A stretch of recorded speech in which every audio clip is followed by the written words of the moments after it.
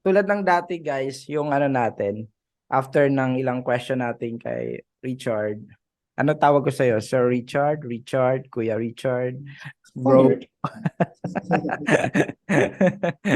Whatever. So, Richard. So, Richard na Yeah. lang na para hindi tayo masyadong formal. So, okay. So, dito Richard, yung audience natin, yung participants natin, mixed to. Yung iba Webflow developer, yung iba ay mga nagsisimula pa lang.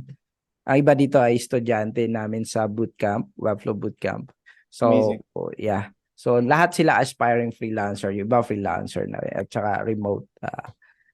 Okay. So, ano lang to, kunting question lang na prepare natin. Patulong kay ChatGPT. Great. Miss Fe, pwede mo po pa-accept yung mga papasok, Miss Fe. Thank you. Okay. So, kwentuhan mo naman kami, bago tayo magsimula, about yourself. Kahit, brief lang. Sure. So far, so guys, you haven't known me yet. My name is Richard. I'm a agency owner. Essentially, I was a Webflow developer before, but now I turned into an agency owner. And here's the thing: I really miss development. Sometimes I just, like may mga kino-close akong clients na I just don't give to the team because I want to develop myself. Like I just really miss it. I started as a tawag na to, 3D designer. Actually, if you could see our site, we're proudly putting Spline there. I love Spline. That's a like ano siya, 3D siya for websites. And essentially, I was a 3D designer before. I was a visual effects artist. I do 3D, I do animations. Before I got into Webflow, ayun yung work ko. But I realized it's not really profitable kasi, it's like a very niche industry and only a handful of people make money over it. And when I saw the opportunity, like how can I make money with my current skills that actually does more value? Because here's the thing: if you're just a designer and you just do 3D, you're essentially just selling the 3D item itself, not the actual not the actual value that you are doing. Now with websites, and that's why I think websites are so powerful, is that what we're selling is not the actual development of the website or just the design. What we're selling is the potential for them to actually generate revenue, to generate awareness, to generate brand credibility for their own business. All these things, that's what we're offering. It's not just some design like a pixel we're offering. So that's what I realized before I transitioned. So I'm really a designer, but I gotta do a lot of business right now. That's the focus to essentially get things going. So yeah, Nice, that's nice. something about me. How old are you na na-start mo yung business mo, So when I started my Richard? business, I was 19. Yeah, 19. 19 years old? Yeah, Wow. Man, yeah. nice. I Very started inspiring freelance. ka dun sa mga batang-bata pa talaga na Yeah, I started freelancing actually 13 years old. What? Kaya medyo mukhang aga kasi ang tagal ko na rin nag-freelance eh. Grabe. Mas na ako ng Teka, 19. teka, nag-aral ka ba o nag-college ka pa ba or Oh, I will be kasi honest 13 and years old, nag-freelance ka na. so I would be honest, like siguro nung time na yon, nung 13 years old ako, actually ano pa lang ako nun, like first year high school. Pero kasi nung time na yun, the reason that I was doing freelancing is because I'm really passionate about film. Kaya ako napunta sa 3D because of film. Passionate about video, filmmaking, and ganyan. But here's the thing. I wanted a camera, like a DSLR, right? And my parents are like, pinapaaral nila kami lahat, anim kayo magkakapatid. Ako panganay. And so, kahit na mag-ask na pengi ako ng tawag nito, pambili ng camera ganito ganyan, they can't because we're a lot, 'di ba? And so sabi Mm. ko, if that's the case, I need to make money on my own. And so I tried every possible way to essentially make money. I went out and like did some nagbebenta ako dati ng sa assignment ng mga hindi gumagawa. I sell those. um, I did Fiverr too nung sabi ko I need to go online to make money. And then mga search terms ko, how do you make money online? Legit 100%. no scam. I did the clickbanks, I did the tawag nito mga other scams. Di ko na maalala iba eh, mga clickbank, mga referral click ng ads. I tried all those, they don't work. One thing I saw though was yung freelancing, and I was like intrigued. Well, freelancing, how do you make money? What does freelance mean? And so when I saw the opportunity, imagine 13 years old, like ang baon mo lang dyan siguro 50, malaki ni 100. So kapag nung nag-aano ko sa Fiverr, like one project and wala naman ng experience, one project $5, 250. Di wow, meron na akong pambaon and feeling ko mayaman na ako. Magka-20 nga lang ako sa wallet ko, excited na ako eh. So that's how I started with Fiverr. I did VFX, yung mga gunshots, yung mga effects sa barrel. That's what I did when I was 13 years old. And then it grew and grew. Natuto ko mapag-usap sa clients. Natutunan ko yung communication skills ko, sales skills ko, more design skill. And yeah, it went forward so far. Okay, nice. Actually, yung question number 1 is related dun sa kinita mo, no? Pero ma-add ko lang, you still recommended yung Fiverr sa freelancer? Kasi sabi, parang Fiverr ka talaga nag-freelance eh. I actually don't recommend it anymore. Kasi, okay. because I don't recommend it Very anymore. saturated. Just here could teach you guys how to find clients, not using really. Okay, so from there, film, motion graphics. So paano mas nagustuhan mo yung Webflow developments instead? Kasi syempre magandang industry din 'yon, maganda rin yung pay doon sa mga freelancing na gano'n. So far tawag nito, yun talaga yung naging bridge sa akin eh. Kasi if you guys, like most of us are designers here, some are developers. So it's just, there are times that we feel as designers, mostly as designers, as we feel na parang we gotta create art for us, for But here's the thing, a lot of people say walang pera sa art, and it makes sense, but it doesn't make sense at the same time. I think there's two sides of the coins. If you just make art for yourself and there is no value for it, then there is no money. But if you create art in association as something that will help some form of goal, then that is called design, then there is money into it. And so I had the hard conversation by around tawag nito, siguro 2018, hard conversation because I'm not making money anymore. Like, bro, I gotta be honest.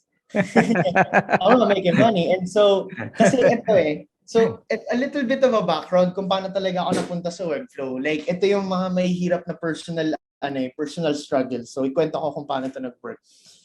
Ewan ko may nakarinig na nito before kasi I tell this a lot din eh. Before, actually, di ba, na-mention ko 13 years old, gusto ko magka-camera. So, nabili ko yung camera naman after like 2 years. Kapag ipon ako, I did some freelancing. But here's the thing, I love filmmaking, I love this, and like, I just felt like I want to be immersed with more art people, mga kilalang industry peeps, mga artists. I want to be immersed with them. And so I saw this school, 2 choices doon. Una, Binild, very art-oriented. Sunod, iAcademy or CIIT. Noong time na hindi pa famous CIIT eh. iAcademy tsaka Binild ang kilala doon. And nung nakapunta ako sa iAcademy, sabi ko sa parents ko, Mama, pwede ba akong sa iAcademy kasi very art siya, ganito ganyan. Eh ako, taga Cavite ako, taga Bacoor ako actually. Tapos yung school is Makati. Sabi nila, ang layo, tas ang mahal. Kapag nag-St. Dominic ka, which is like parang St. Dominic siya eh, parang nurse, school for nursing, for doctor, ganun. So sabi, hindi naman yung kahit sabihin mo meron silang multimedia arts dun, hindi naman yung specialize eh. So it's a battle with my parents na parang they want the best for me pero hindi rin kakaya ng finances. And so sabi ko, if that's the case, I think I gotta do something about this. Kasi for me, it's just really like if there are problems right now, it's not the end. You gotta do something about it. And so what I thought was, what if I make more money or sell something that I have, which yung camera ko na nabili ko for years, binenta ko. Binenta ko siya. I went to iAcademy and may pinapagawa sa akin na errand yung parents ko na nagpapadala sila. May company sila na maliit, nagpapadala sila ng mga printer parts. Ganun. So, pinadeliver nila ang printer parts sa client nila. Tapos, sumaglit ako sa iAcademy, tapos nagtatanong na ako, how do you register? How do you reserve a spot? Tapos binenta ko yung camera ko, and then nagpa-reserve na ako sa iAcademy. And then later on, sinabi ko sa friends ko, pagpa-reserve na ako. They're like, what? And yung time na yun, parang actually, tawag na hinihin ko na binibenta ko na yung camera, ganti ganyan. And tawag nito, supportive sila. Pero hindi sila, nagulat na lang sila na it's done. It's like, wala na, what we can do is just help you as much as possible. But upfront nun, of course, like since kami, like ananim kami magkakapatid, ang mahal ng tuition, 50K per sem sa iAcademy, 8 trisem yun. Wow. So, ang mahal. Grabe. Yeah, it is. And so, nung time na yon, as much as they want to support, hindi nila kakayanin lang sila lang. So, kailangan ko pa rin kumita by my own. And I tried doing a lot more freelancing at ganyan. And then I went to Bitcoin. 2016. Really? Talo. Panalo. So, it's good na nandito si Jess kasi crypto rin ang niche ni Mid kasi. So, yung time na yon, actually, yung ko, 2016, di ba peak yun, 2016 from 1,500 USD to 20,000 USD. Ang nangyari is yung 10K ko, nagawa ko 100K. Tapos yung 100K ko, mag-1M halos. Wow. So, ayos, ang talino ko na.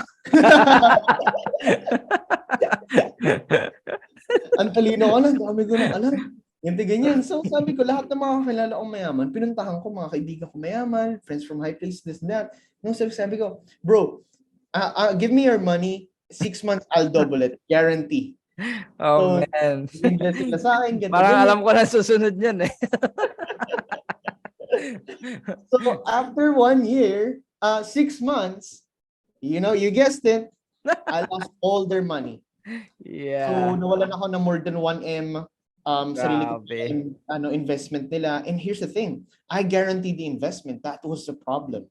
Sabi ko, guaranteed, I'm gonna give you back double your money within 6 months, which is the dumbest thing ever. Don't ever say guarantee when it comes to investments. Yeah. But this is where it gets serious, actually. So there was I got money from na nag-invest sa akin, and he's from Tondo. So kung taga-Tondo ka, alam mo na yung cliche. So anyway, saan papasok dun yung Webflow journey? Ito na. Kasi ito yung bakit hugot talaga eh. Bakit ako napunta sa Webflow eh. Sige. Kailangan magpapakon matindi. Para mag-gets nila kung saan ang gagaling. Sayang. Sige. So, nung nag-invest sa may nagtanong sa akin, asan yung pera ko, ganito ganyan. And then, sabi ko, nawala, ganito ganyan. So, minura niya ako, dinatreat niya ako, and then, sobrang shocker nun sa life ko actually. Like, parang 16 years old, di ko alam kung anong gagawin ko. Kasi the guy is threatening me to death. I don't know what to do. I don't know how to make money because I lost all my money in crypto. And then, na-realize ko, ano bang hawak ko ngayon? Ano skill set ko ngayon? Ang skill set ko ngayon, mag-design, pero hindi naman kumikita ng pera. Pag nag-crypto ako, mawawala rin pera ko. And so, that's where the honest conversation I had na sa sarili ko kung paano mag-Webflow. And yung initial thought ko dun is money. Pero kung iisipin mo, if finocus mo lang is money, it's not gonna make money, right? Because your money is the goal. But how can I serve currently sa ko? Kasi walang kinikita graphic designer, 500 pesos. Like, gawa ka ng poster, 500 pesos. Mababayaran mo ba yung 1M na utang mo dun? Tapos, pag di mo binalik yung pera, mamamatay ka. So ngayon, I had to have that conversation sa sarili ko. What can I do? And branding yung choice ko, next is Webflow yung choice ko. Ngayon, sa branding ang hirap. You gotta do a lot of things to get the brand going. Webflow, you can start Webflow, pero tawag na to, even na madali gawin sa Webflow relatively than coding, clients think that it's really hard to develop a site. And so that's where I fall in love with Webflow. Now I started developing with Webflow, my skills here and there. Tried all other things. I did a WordPress, a WordPress website for 6 damn months. Like 6 months for one website, bro, for a turnaround. Grabe. It sucks. And so, nung nahanap ko sa Webflow, ganun pa rin turnaround time ko from 6 months down to 6 weeks. 6 weeks naging 6 days, and then 6 days naging 6 hours na ngayon. So, ayun, and then yung turnaround ko mabilis na sa client, and I'm still making a lot of money. And From there, That's true. after That's nun, true. 1 year later, din start ko ng business ko. I was able to pay my debt na 1 million. Ayun na, naging graded na sana ko Wow. yung Webflow kasi. Kaya ang haba ng hugot ko, sorry, just ano mo ako, nag-sideline ako din, pero Okay. gusto ko talaga Actually, makita next ko question natin yan eh. Yung ano. So, yung pala. Dahil sa crypto. Kaya, so, ano yan, naging inspiration mo yun na ano, makabawi. So, yeah, my next question is, ano yung ano, nag-inspired sa'yo na simulan tong ano, web powerhouse? Kasi freelancer ka pa rin, di ba? Sabi mo from WordPress, tapos nag-Webflow ka. So, dumadami yung client mo. Pero wala pa yung ano, yung company mo, di ba? Yeah. So, ano yung ano, paano to nag-start and how do you manage this? Tapos, bata mo pa. Well, here's the thing. I always expose myself to tawag na to a lot of networking events, even though isipin mo sobrang bata ako. Ang pait-pait ko dati, as in kumapait ako, mas mapait ako dati. Grabe, pumunta ako sa network event mo, ang gusgusin na bata mo, ako nagbibenta ng suka. Pero I'm being honest to people na kung ano yung ginagawa ko. Ito pala nga, ganito, ganyan. And it's nothing to be ashamed about kasi you're hustling at a young age. So wala namang problem doon. And so being as genuine as possible got me some mentors who I could rely into. So nakita nila na I was hustling and nakita nila na and yung mentors ko na yung tinulungan. That's why for the people listening here, Jess is your mentor. So what happened there was ako, nung time na kailangan ko matuto ng mabilis, hindi ko kayang gawin yun by my own. I can pero tatagal. But if you have a mentor, someone that teaches you on the spot, yung mga questions mo tailored, then ma-fast track yung mo. Kasi yung 19 years old ako noon, the reason that I was able to build the agency is not because I'm smart, but because I was being guided by actually the smart people. Kaya and of course the fire, kasi I'm gonna die. When we kill, bro. Masasaksa ako ng taga-tondo pag di ko ginawa. So I have to. Grabe, no? Siyempre, iniisip mo, paano ko babayaran ko? Kailangan magtrabaho mabuti. Yeah. Okay, so yan. Kailangan mentor talaga. So, next question is, can you explain what white labeling? Kasi yung niche mo, kung titignan natin sa website mo, is white label.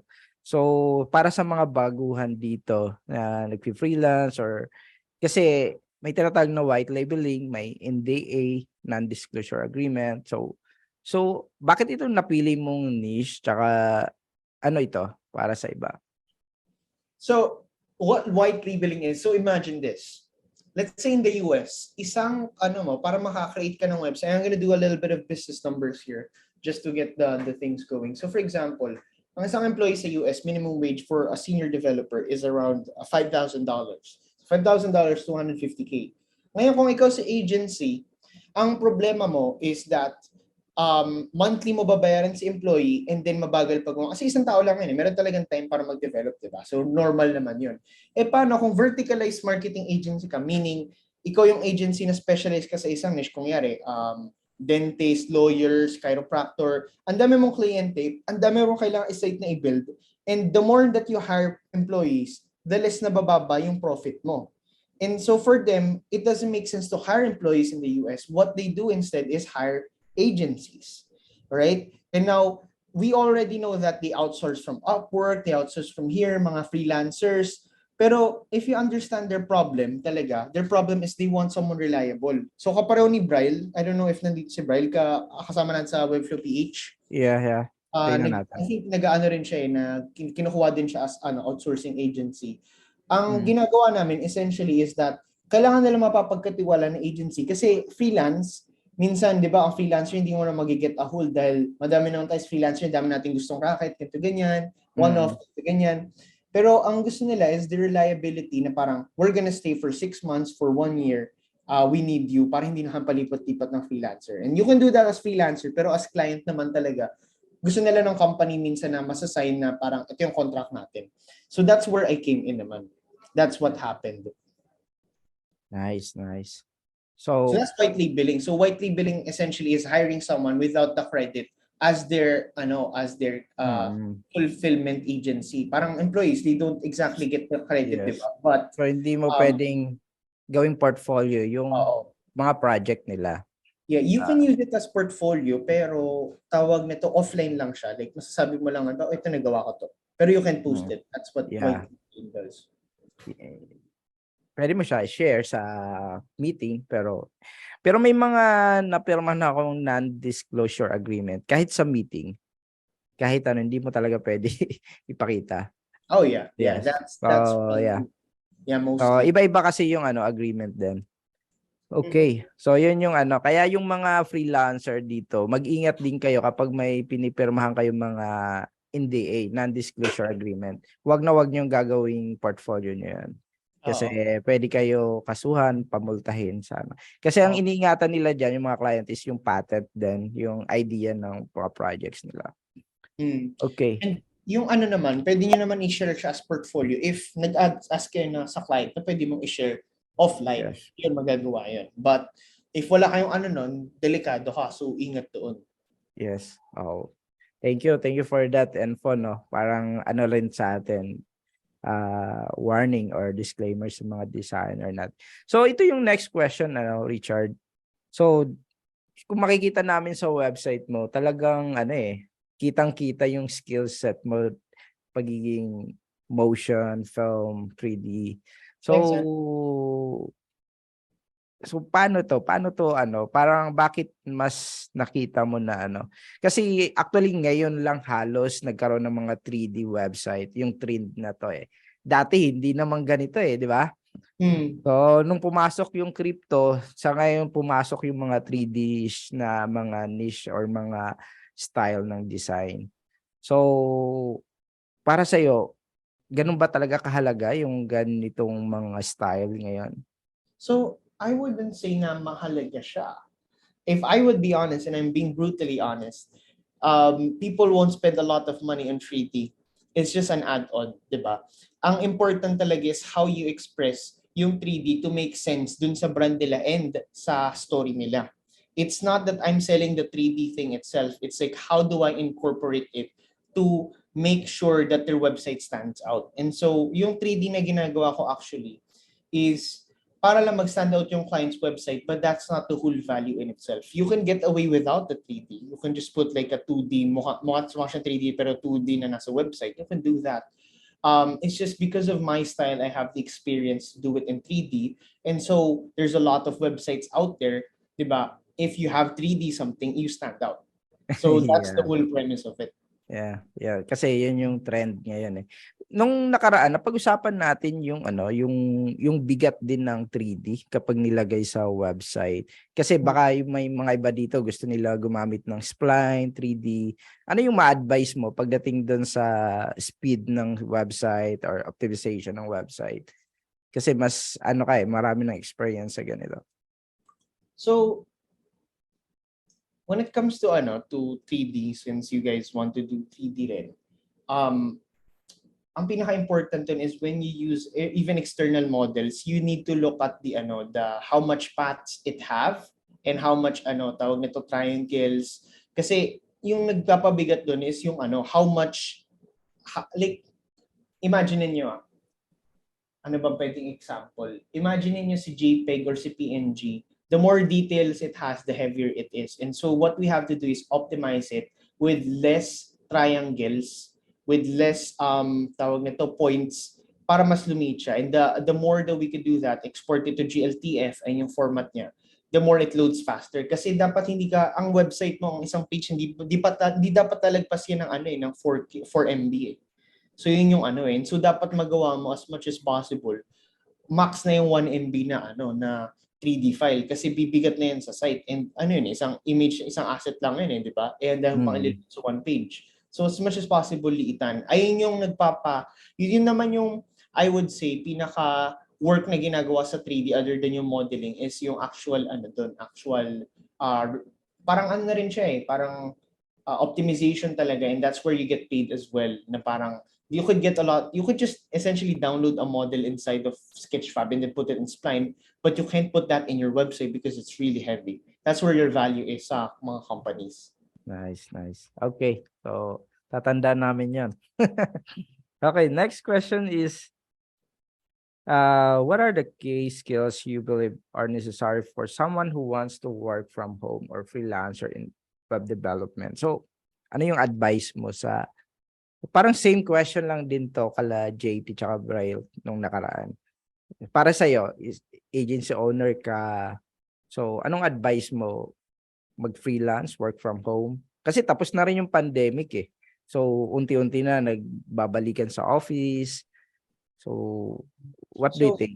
Is my still advice here is, of recommended? course, freelance, of course, online. It's hard to scale if you're doing face to face. You could do networking if it's not for the sake of clients. You can for starting, but I don't recommend it for getting clients. It's just networking with people. Maybe you'll never know if they're gonna be your client or a friend or someone you learn from or a mentor. That's the only reason I go to networking events.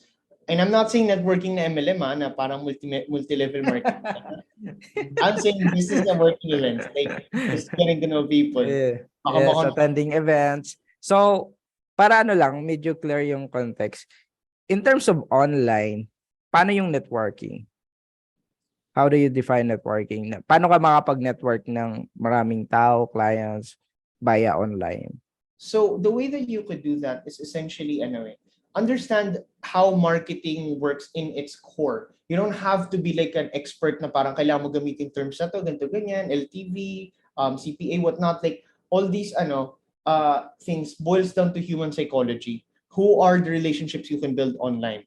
If you can build relationships on school, imagine how did that work? Like nakilala mo siya, nagkausap kayo, maybe sa canteen nagkausap kayo, maybe sa sa Jollibee may kailangan ka ibigay sa kanya as may nahulog siya and then nagkausap, if there's a relationship, it's the same thing with how you build relationships online. If you can provide as much value upfront, the reason naging friends ko, ngayari may nahulog siya, inabot mo sa kanya, naging friends kayo. That's because of you giving value to the person and then nag-reciprocate siya kung iniikot niya naman, he wants to give value back naturally. That's our human psychological tendency. If we do that online and you give as much value as you can, then people would be inclined to be friends with you. And in that friendship, that relationship you've built, if they need something, let's say Webflow development, I need web developer, I need a 3D guy, I need like someone na ganito ganyan. I know that guy. He was my friend. He gave me this thing. And then when they think of that, when they're ready to buy, then they can work with you. So it's all about the psychology of giving value.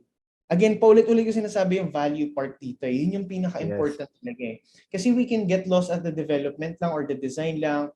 But if it's not informed by our reasoning, bakit natin siya ginagawa, mahirap siya. Mahirap siya i-pitch by itself.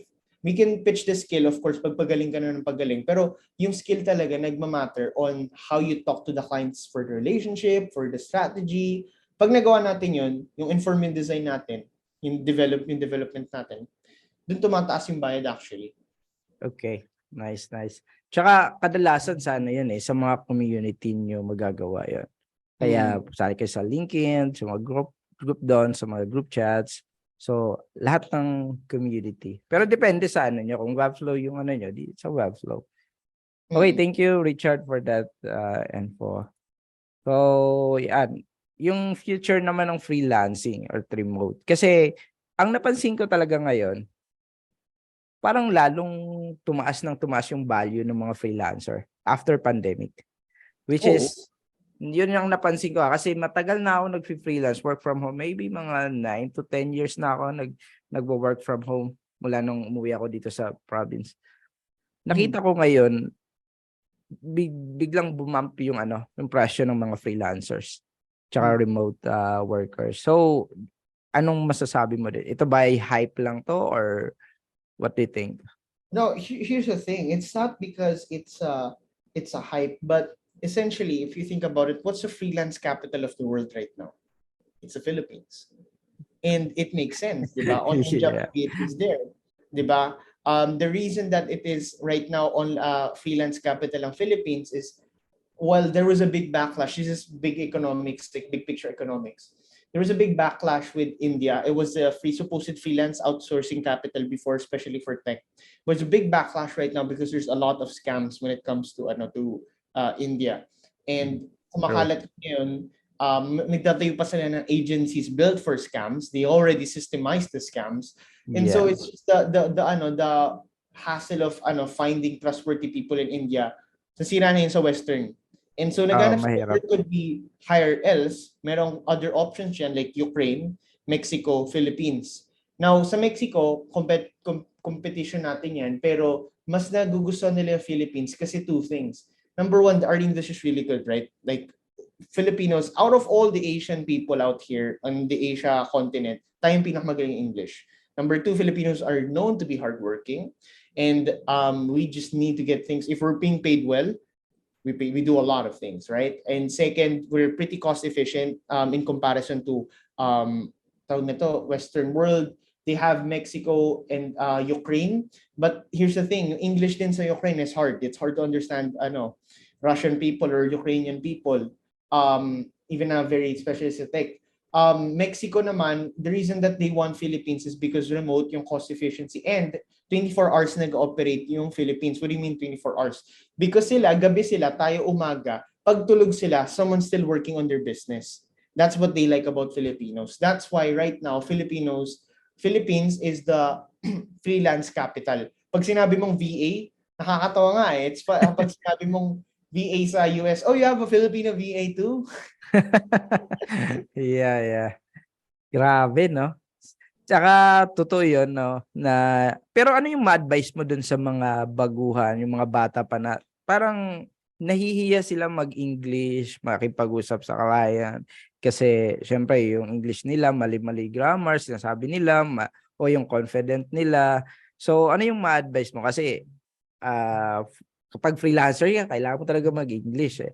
Kung i-co-compare mo din sa ibang bansa, no? Mm-mm. Para sa akin, kung hindi pa kayo confident magsalita with the client, try nyo muna chat. Makipag-chat ka sa client. Kasi doon rin na-start yung akin eh. I actually sending emails, tapos chat. Ito yung pinaka-ginawa ko na nag-improve ng English ko. So, I don't know if may mga guys na video editor dito before. Ewan ko kilala niyo si Andrew Kramer ng Video Copilot. Ano siya eh, tawag nito. Big tutorial guy siya before sa After Effects industries. So, what I did was I watched all his videos, and every time that he says something, I imitate it. And so if you kind of know that guy, you'd probably notice we have the same accent. I have an American accent because of him. I just copied his accent to YouTube. That everything says, "Hey, what's up? Andrew Kramer here for VideoCopilot.net." So Nice um, one. it doesn't matter who's the name's tawag nito Andrew Kramer, Erica. Andrew Kramer from Video Copilot. Pero it doesn't matter kung sino yung gayahin mo eh. As long as like nag-English sila, they have the accent na very fluent, you just copy them kasi the best way to learn is by imitating. And we have what we call mimic neurons, right? Like kung ano yung nakikita natin sa mga kasama natin, nagagaya natin. And so if you can try to role model from someone na fluent na magsalita, gagayin mo na lang siya. And so after that, I copied that. And then sa CR, inimagine ko, because I have big dreams sa speak ako, ganito ganyan, before sa TEDx. Hindi pa na siya nangyari. I hope it happens. Nice one. So, pupunta ako sa CR, mag-isa ako, harap ako sa salamin. I just talk as if I'm in a seminar. And so that ramps up my communication skills to the top. And so kapag nakipag-usap na ako sa normal conversation, parang binababa ko na siya. Kapag wala akong CR ASAP. Love you, Jay. Yeah, papagawa. Nice one. Sana makita ka namin sa TED. Okay, thank I you for hope. that. Yeah. So, can you share some of the challenges? Siyempre, marami ka ring challenges, no? Kung paano mo na-start yung website mo or kahit hindi yung sa company mo, yung being a freelancer or yeah, siyempre, ano yung biggest challenges mo rin? So one of the biggest challenge, and this is some tip that I could give you. One of the biggest challenge of being a freelance, starting an agency is the people. And I'm afraid nung time na yun, like narinig ko more people, more problems. I was like, what are you talking about? More people, more people could support you. But here's the thing. The truth is, and this is a brutally honest truth, every one of us as humans have different interests, human interest, like self-interest. So magkakaiba tayo ng gusto. And when you start a team, your goal as a leader is to unify that interest. And even as much as great job you can, meron pa rin mga mag-outlier, meron pa rin iba yung gusto gawin. And so ang mahirap na sa akin, ang pinaka-problem na is like the HR part, human resource part, makipag-usap sa people, ganito, ganyan. And so the reason that I'm saying this to you guys as well is because if you know how to communicate and be loyal and be trustworthy sa tawag nito sa team nyo, then that means na mas tatagal kayo sa team. Because for me, and this is my this is my principle that I tell to everyone. The truth is, everyone is replaceable, but why would I replace you if I can trust you? There's no reason for me to replace you if we can work together, if you're amazing at your work and I can trust you. It's not so much about the competency lang rin about sa Webflow, because that's a skill. We can learn that. I can teach you that. Jess could teach you that. But if your character is not there, if you're not honest, if you're not, if you don't have, if you communicate to your boss or to your leader, then it's gonna fall apart. So for me, if you have the character and you have yung tamang pagkatao nyo, mas aangat ka with all the other developers. Kasi yung iba na developer, like one time, big time, makakuha nila yung project niya, tapos na. Hindi nila ginawa ng maayos. So if you have that character, mas aangat ka. Kasi mapapagkitiwala ka nila, next time kliyente mo pa, next time magka-work pa kayo, next time dire-diretso kayo. So that's what I could say. Yeah. Thank you, thank you. So, yun yung mga challenges mo rin, no? Yung paghanap ng tao, paano magta-trust sa tao. Yeah, definitely. Yeah, so, yeah. Minsan mahirap talaga. Yung isang client na nag-reach out sa akin last week, ang isang problem nila yung maghanap ng tao talaga na mahusay. Sabi niya, ang hirap maghanap ng tao. Definitely. That's true. Kaya pag yun, iniingatan. Yun din ang key point din, no. Yung mga clients sa Western, once na nag-trust sila sa iyo, yeah. talagang iingatan ka nila. Ititreat ka nila ng sobrang Kliyente na ako, magti 3 years na. Yes. Tama. Kaya ingatan niyo pag nag-trust sa inyo. Okay, last question. What advice would you give to aspiring freelancer or those who want to start their own business or their own agency? So let's say may mga freelancer na tayo dito. So si Neil or so yung mga nakikita natin sa community na very active. So mga freelancer soon magiging mga agency rin sila. So ano yung advice mo sa kanila? Or may nag-raise hand? Oh, sure. What is he saying? Jay? Or napindot lang? Okay. Sige. Go. So, I think my advice for here's the thing. Yung mga tawag nito as designers kasi I'm very dito may mga very ito yung lagi kong iniisip Merong times na tayo na tawag nito na-stuck tayo sa sarili natin thinking, right? Our own, what we call cognitive biases, na parang ito yung reality, ito yung nangyari, kaya hindi ko to kaya hindi ko magagawa. But the truth is, those limitations exist in your mind. Those are cognitive biases because yun lang yung nakita mong frame and conditioning ngayon sa buhay mo. So, for me, kaya kung mapapansin nyo throughout the whole, usapan natin is like the brutal honest truth. Kasi sometimes we try to lie to ourselves kasi for example, hindi pa natin kayang gawin certain thing na to. Ay, kasi ganito naman talaga yan But it's not the reality.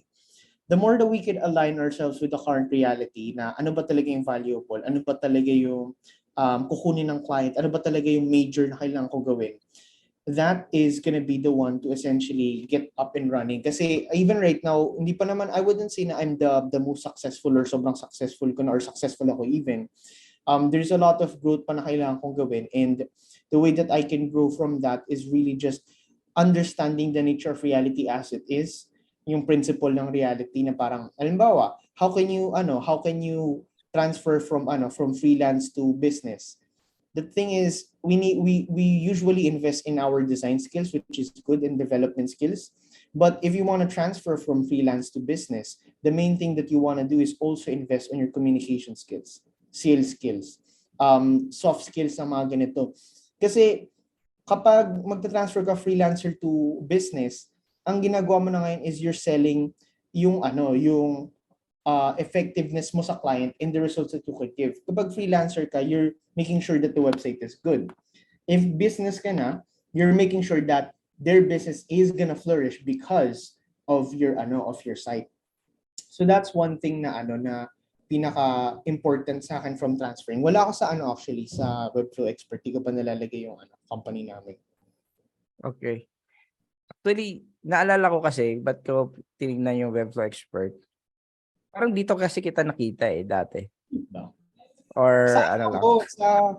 tawag na to, recently lang nga yun yung Webflow Global Leader. Doon mo ata ka naalala yung Global Yan, siguro. Lagi kita nakikita sa LinkedIn. No? Pero thank you, no? So, struggle talaga yun sa mga nag-start. Lalo na, halimbawa, kailangan ba nila ng capital? So, kailangan ba mag-ipon muna ng freelancer pag mag-start sila ng agency? Kahit ba kailangan talaga meron silang capital? Or kailangan ba nagwo-work muna sila bago sila mag-start ng agency? May full-time sila para pang support. So, maraming questions, no? Struggle.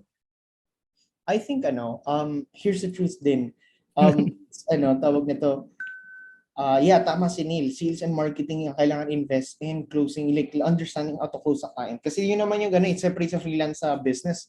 Yung freelancer is like you have one-off clients or like one big client. Businesses have like 10 big clients essentially. That's the only difference. Sales and marketing yung pinaka-important dun. Tama. Yung limitation na parang inisip natin na kailangan natin ng capital, ganito ganyan, that's actually not true. In my own case, I would say. Yung the way that we could start, this is a service-based business. If we're talking about like a F&B, like tawag nito, food and beverage business, that needs like a capital upfront talaga to operate.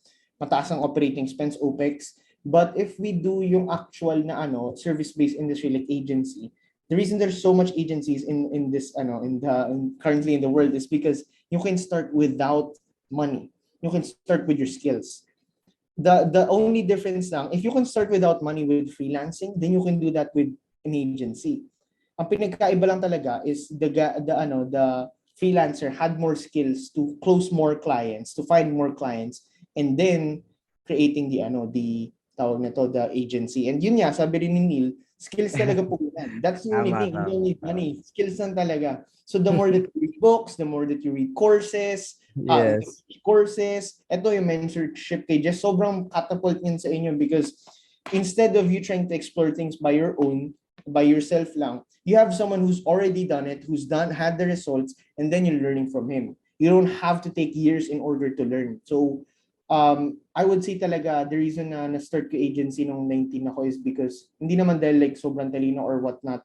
Yung mga mentors ko yung matatalino talaga. Ang dami nilang binigay sa akin na pre-filtered na kailangan ito basahin mo libro, ito basahin mong tapusin mo tong course na to. And from there, natuto ako. So, yung investment nyo ngayon is yung learning. So, yun nga sabi rin ni Neil. Yes. Yun talaga. Okay. Actually, busog na busog kami. Sabi ni Neil, be hungry.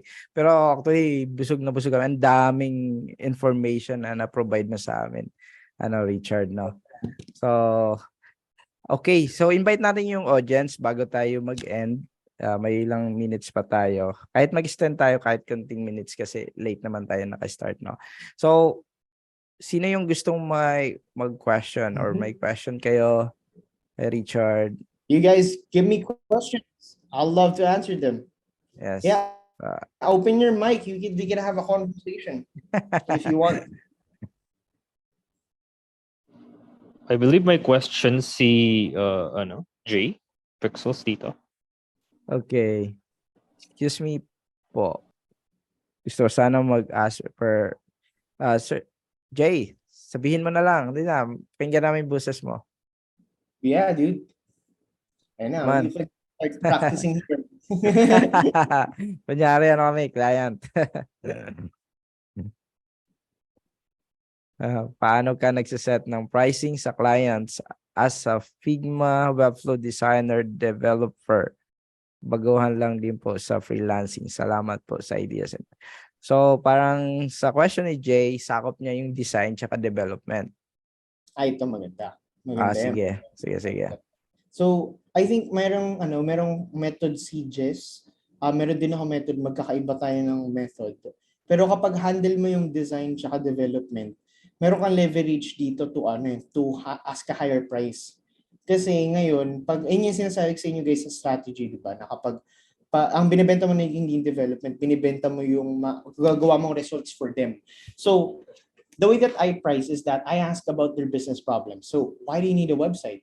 Kasi ito yung difference guys and this is a sales tip. When you are talking to a client, the more that you pitch, parang the website's good for you, the website is gonna do this for your business, the more that they won't hire you. That's the problem. We're taught in school to pitch as that, but the real thing is that the way that we can close a client is by asking smart questions. So I would go up to a client and ask them, so why do you need a website? What's happening in your business that gets you into this conversation, and why do you need a website? And then they would say, oh, we need this because we need more conversions. We need to put our products into online, ganito, ganyan. And so sila na nagpipitch sa sarili nila. I'm not pitching. They're the ones pitching themselves. And so, exactly, this is what Chris Do. So guys, search about this. The future, Chris Do, this guy is amazing. Yes. Din siyang pinapabasa na libro yung tawag na to, Win Without Pitching Manifesto. Also, may Likha Summit in the next coming month, September. I hope to see you guys there. Just a little plug. Hindi naman sa event, but it's a good event. I will be there. Tawag nito, yung the way that you ask questions, so pipitch mo sila, and then ngayon, i-ask mo sila, so what's that gonna do for a business? Oh, it would grow my revenue because now it's online, I'll have to sell on site. Ito ganyan. How much money would that look like once we put this online? Like how much sales would you get? Would say, oh, we're probably gonna get about like 1,000 sales a month. That's equivalent to like, I don't know, $100,000. So nag-drop sila sa sarili ng presyo if you ask the right question. So pupunta sila dun sa questions na yun. Pag to answers na yun, sabihin mo, kapag na-anchor nila sa utak nila yung makukuha nilang value sa website, sabihin mo, well, if that's the case, 100,000, if I can create something that would allow you to get to $100,000, would it make sense if I charge $20,000 in order for you to get that? So that's 20%. Does that make sense for you? And then you shut up, you don't say anything, you want to see how much yung cringe. This is taught by Jordan Belfort din eh. Kapag natalo kasi doon, meron tinatawag na vacuum sa conversation. Kailangan comfortable ka of not saying things. Pag dinop mo na yung number, pag ginustify mo yung talo ka. Pag dinop mo na yung number, shut up. Just shut up. Let them see the reaction. Sabihin nila, well, yeah, I think 20,000 is workable. Or pwedeng sasabihin nila, well, 20,000 is hard. It's a lot of money. Tapos i-ask mo sila, so how much could you afford then if that's the case as an investment? Well, I could do around 15K. Pero here's the thing. Imagine, in-anchor mo na siya sa 20,000. So ngayon, ang ibababa niya na is 15, hindi na 1,000. Nag-price anchor ka na. So ngayon, yung negotiation niya nandun na sa mataas. Kapag negotiate mo 18,000, 15,000, sabihin niya 15,000. Example ng lahat to 15,000. Well, if that's the case, I could do 15, around 18 actually, but I need to extend the timeline from 6 weeks to 10 to like 8 weeks. Does that work for you as a compromise? Yeah, I think it works good. Boom, close mo na sila. So that's how it works. Value-based pricing talaga siya. So anchor price mo by value and then you get to close that. So ano lang yon, sa YouTube lang yon. Ayan, it's all from Chris Do. Kaya nga wag kayong magtatanong magkano budget ni client. Makikipagpatentero lang kayo doon. Oh, that's a problem eh. That's a problem. Nila yung bibigyan nila yung price mo, bibigyan nila yung price nila, you just dismiss the anchor. Yeah. Pag sinabi nila, our price is $1,000, you just dismiss as if they didn't say that. You can still go back to your high anchor. Tapos mag-meet kayo midway. So actually, kung mapapansin nyo guys, paunahan mag-drop ng presyo actually. Like, akala natin na parang, sige, ano bang budget mo? Mauna ka na. Parang nakikipag-cowboy, pa tayo na parang paon. Ako naman, usually, ginagawa ko ganito. Pag may nag-inquire sa akin, sasabihin ko, usually, yung mga project na ganito, ginagawa namin, mga prices 20K, 10K. So, nagda-drop na ako ng price na So, tinetest ko yung water kung para yung client, magugulat siya, gano'n. Pag gumulat siya, okay, low budget. Walang okay. Diretso yung Tapos, may isa pa akong client na ginawa ko rin is, tinatlong option ko siya. Isang option is, for example, Webflow development. Gusto niya na madali matapos, which is 2 weeks lang, which is kaya ko naman tapusin in 1 week. Pero sabi ko, okay, ito yung price for 1 month, ito yung price for 2 weeks, ito yung price for ano.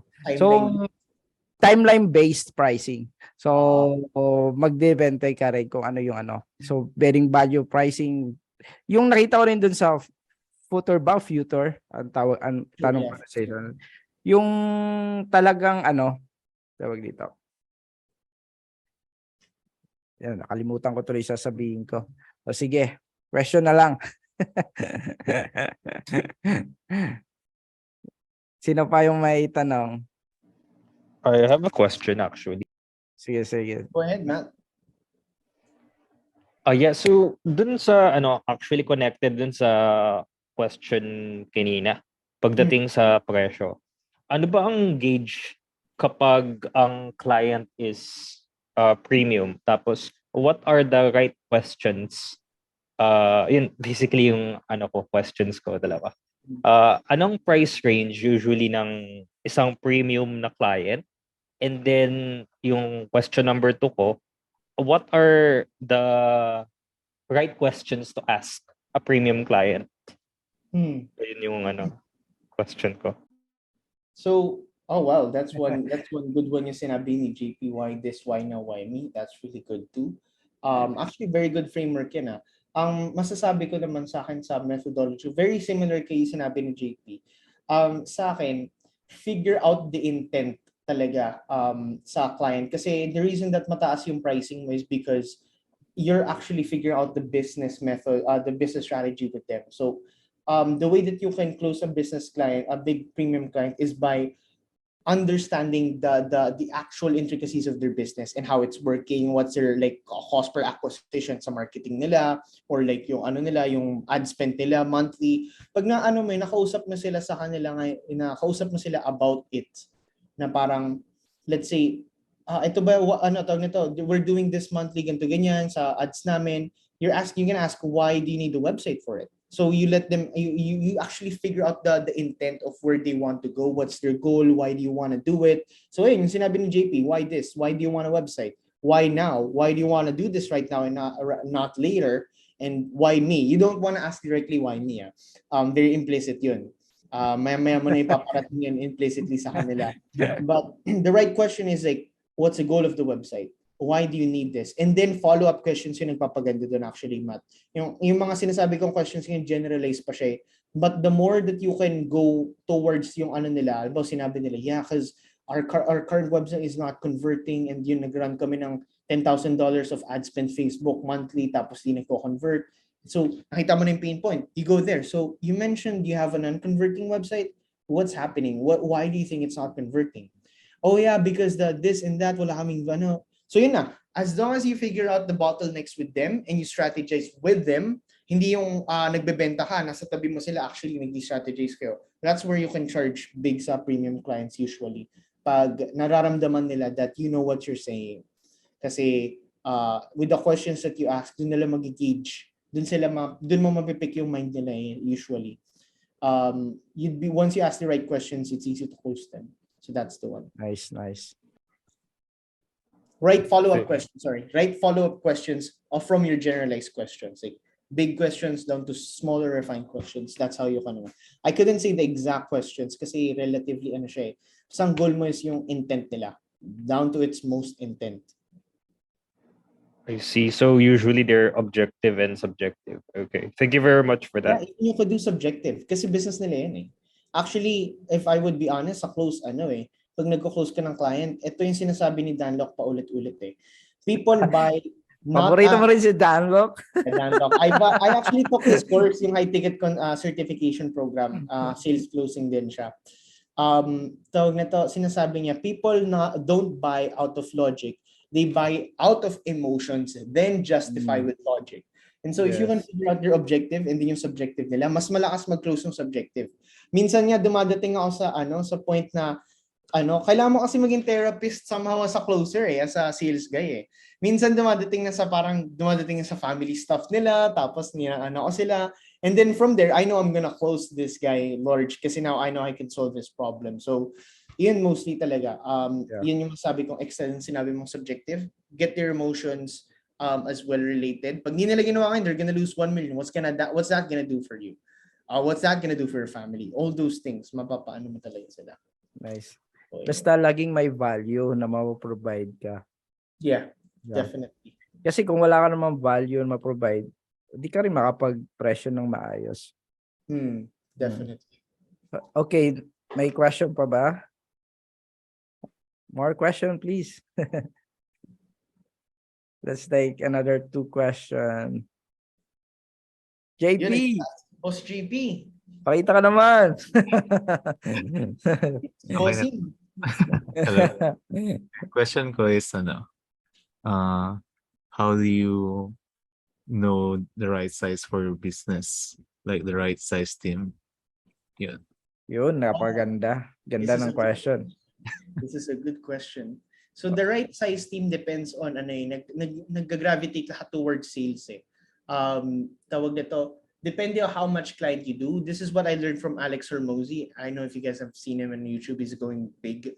He did this calculation where you have to have gross margin. So what's gross margin? So yung revenue mo per client. So ito, a little bit of business calculation. So revenue mo per client, yung binabayad nila sa'yo. Tapos, how much you're spending per developer. So kailangan malaman yung baseline ng developer mo. How many websites could you develop in a month and how much they cost. And how much one website na binabayad sa'yo ng client. Kung yari, si isang client kailangan nila ng let's say madaming websites. Ang kaya ng isang developer is 4. So ang bayad mo sa developer, let's say 25k to 30k depending kung senior dev na siya or like say 50k whatnot. Kung kaya niya gawin yung website for 4 na websites per month, tapos ang client mo is need madaming websites, you calculate 4 websites, ang price mo kung yari sa isang website is let's say 3,000. So ang bayad mo is 1k to 3,000. So malaki yung, kailangan ma-calculate mo yung, for me, the way that I do it is that I calculate for gross profitability of around 85%. Kailangan yung profit ko per service is never bababa ng 85% kasi gross margin pa lang yun. And the way that I can determine how many developers sa isang is baseline kung gaano kadami yung kaya nila per website. And then yung pinaka nagko-control is yung client, kung ano yung needs ng client, and then sinasize ko siya and kung ano yung kaya nila. And then ang pinaka-tying up ko dun is yung dapat di ako bababa ng 85% profit. Kasi pag bumaba ka, and especially pag business ka na, meron ka pang meron ka pang 13th month sa employees mo, meron ka pang government contributions, meron ka pang tawag nito taxes, which is really big.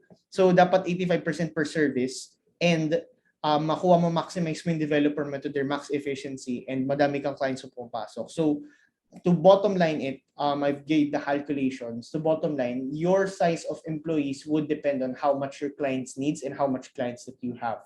But as long as you keep an 85% profitability per service or per contract size, then you're good to go. Ayun ang baseline ko sa akin for creating services. Wow. Galing. Thanks. Hello, JP. Galing na. So, Clap, ayos. Nice. Yeah, I love math. So, the question is, ilang tao mo ngayon? So, right now, ako actually, yung iba ginawa kong freelance, may mga freelance ako na kasama. Kasi here's the thing recurring siya tawag nito, yung iba recurring, iba one-off. So, nagre-range to around 25, 30. Hindi muna ako lumalabas ng 30 actually. Actually, yung mga employees ko, onti na lang yung mga actual na dire-diretso. Kasi ngayon, ito kasi naging problem ko sa business and this is a learning lesson for everyone. I'm gonna tell everyone my learning lesson. What happened was, nung time na yun, nung ni-start agency, sobrang dami kong clients kasi I was active on marketing I was doing outreach, ganito ganyan. So, dami kong clients. The problem is, masyadong hindi kinaya ng team ko, yung quality bumababa. So, nag-stop ako mag-market. Ngayon, 1 year later, ang dami ko ng tao. Ang unti ng clients ko. Kasi, well, relatively, they're still okay, pero bumababa na unti-unti. Ngayon, I had to make someone, tawag nito freelancer na, ganito ganyan. So, the lesson learned there was, I learned na never stop doing sales and marketing. You can go slow, but you should never stop yung pipeline. Pipeline should always be full. And that's the problem with most agencies. I have friends in nag-try agency nila because they only had like one big client, tas nawala yung big client. Like yun yung natutunan ko sa an agency owner, talagang balancing siya ng ng creating yung team, tapos finding clients. Pag na nagkamali ka sa CISO, babaksak ka. So fortunately for me, hindi naman ako bumaksak, pero I did had to convert some of my employees to freelance. So ngayon, ginagawa ko muna before I actually scale back again to my marketing is that I optimize yung current team ko na. Kasi when you're scaling a team rin, kailangan make sure na synergy is there before you scale. What happened to me kasi within 8 months, I was scaling from 0 to 30. So that's really large na parang, imagine mo, I just started, I'm pretty young, 30 people, like anong gagawin ko? Wala pa akong experience talaga sa ganito. So nagulat talaga ako, and then kailangan ko mabalancing marketing, HR. So ngayon ako, nag-simmer down ako, freelancer ko muna yung iba, nag-fluctuate yung team ko. But that's how it happens usually in business. So the learning lesson there is make sure sales and marketing are always going talaga. Kapag nag-start na kayo ng business, hindi ko pwedeng mag-stop sa sales and marketing kahit na yung quality mababa. Bagalan mo lang yung sales. Push back mo yung ibang clients pero huwag kang mag-stop. Yan yung natutunan ko. Nice, nice. Okay. Thank you. Okay, guys. Kung wala na question, so thank you. Thank you so much, Richard. So recorded yung session natin. So i-post na lang natin, no? May tanong ka ba sa amin, Richard? Ikaw laging tinanong eh. Ayan, may question si Junel. Ayan, Junel. Hello? Junel? Okay, so he Okay. asked, where do you outreach clients and how do you optimize socials for lead generation? So the way that you can optimize your profile is essentially you specialize per niche. Super important. Ano ba yung ginagawa mong value to them? Ano yung why you? Ayun yung sinabi ni JP. Why you? Why do you need me? Like, you need to figure out your unique selling point and then optimize that on your profile. And then you just, honestly, ang pinakamadali mag-outreach is you just like, repost, comment on their stuff, yung mga ideal client mo. And then after na pag na-build yung initial casual relationship dun sa chat, nag-reply sila, i-connect mo, i-DM mo, tapos just hang out, talk about ganito ganyan. And then hey, you wanna get a coffee chat? How are you, man? Ganito ganyan. You wanna trade sa some talk, ganito ganyan. After nun, kapag nalaman nila yung services mo and no-brainer yung services mo, automatic na sila na parang, yeah, dude, I need you. Like you didn't have to pitch anymore. Ganun siya usually nag-work. Yung where the client is, you need to know your industry. Kung si Jesse, tawag nito, crypto niche niya. I don't know saan siya naghahang, probably Discord or Telegram, sa mga crypto groups. I think that's where you can find your clients kung yung niche mo. Ako, LinkedIn ako kasi, and Twitter, usually Twitter. Kasi, ayun yan, dun yung clients ko. So, dun ako usually naghahang. Yeah. Tsaka kung saan na yung nyo, yung mas maraming network, baka yun din ang niche nyo eh. Ako kasi mas marami akong network sa crypto, kaya nakita ko dun yung i-niche ko na lang. So, okay guys, I think that's all na natin. Sobrang busog na busog tayo. Be hungry, sabi ni Neo, no? So, alam ko lahat tayo may mga may mga meetings pa kasi mga freelancer tayo. Actually, mga freelancer, ganitong oras yung mga meeting natin. Oh yeah. I apologize guys kung na-late ako for like 8-10 minutes halos kasi yan, it's a client meeting, dire-diretso client meeting pag ganitong oras niya.